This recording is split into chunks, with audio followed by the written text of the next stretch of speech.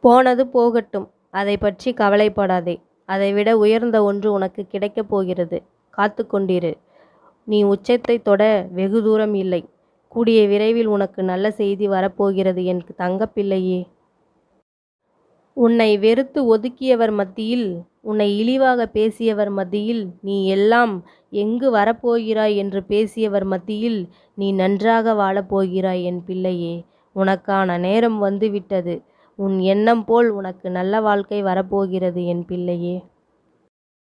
நீ கண்ணீர் பெருகி என்னை முருகா என்று அழைத்தது எனக்கு கேட்டது என் தங்கமே. ஏன் இந்த கலக்கம்? நான் இருக்கிறேன் உனக்கு என்றுமே. என் ஆலயம் வந்து வெற்றிலை தீபம் போடு. உன் கர்மா அனைத்தும் முடியப் போகிறது. இனி உனக்கு நல்ல காலம்தான். என் பிள்ளையே, உன் வேதனையை, உன் தனிமையை நான் அறிவேன். ஆனால் நீ ஒருபோதும் தனித்து இருக்கவில்லை. உன்னோடு நான் இருக்கிறேன் என்றுமே உனக்கு துணையாக. மகளே, கவலைப்படாதே. இங்கு நீ நினைக்கும் அளவுக்கு எதுவும் தவறாக போய்விடவில்லை. முதலில் அச்சம் கொள்ளாதே. என்னை மீறி உன் வாழ்வில் எதுவும் நடக்காது. நான் இருக்கிறேன், நம்பிக்கை கொள். நம்பிக்கையை இழக்காதே. கூடிய விரைவில் உன் இல்லத்தில் ஓர் அற்புதம் நிகழ்த்தப் போகிறேன்.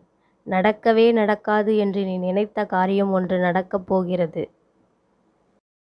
நீ வாய் திறந்து சொல்ல முடியாத வேதனையை நான் கண் திறந்து பார்த்து கொண்டுதான் இருக்கிறேன். நிச்சயம் உன் வேதனைக்கு நல்ல முடிவு வரும். இது சத்தியம். முருகன் இருக்க பயமேன்? நீ நினைத்த உடனே நடக்க வேண்டும் என்று நினைக்காதே. அதற்கு சற்று பொறுமையாக இரு. ஒரு காரணத்தோடுதான் நான் எல்லாவற்றையும் தள்ளி வைத்திருக்கிறேன். அது உனக்கு புரியும்போது உனக்கு நல்லதுதான் நடக்கிறது என்று உனக்கு தெரியும். நல்ல நேரம் வரும் வரை காத்திரு என் தங்கப்பிள்ளையே. விதி என்று நீ எதையும் விட்டுவிடாதே. முருகனிடம் தொடர்ந்து வேண்டு. உனக்கு நல்லது நடக்கும். நல்லதே நடக்கும்.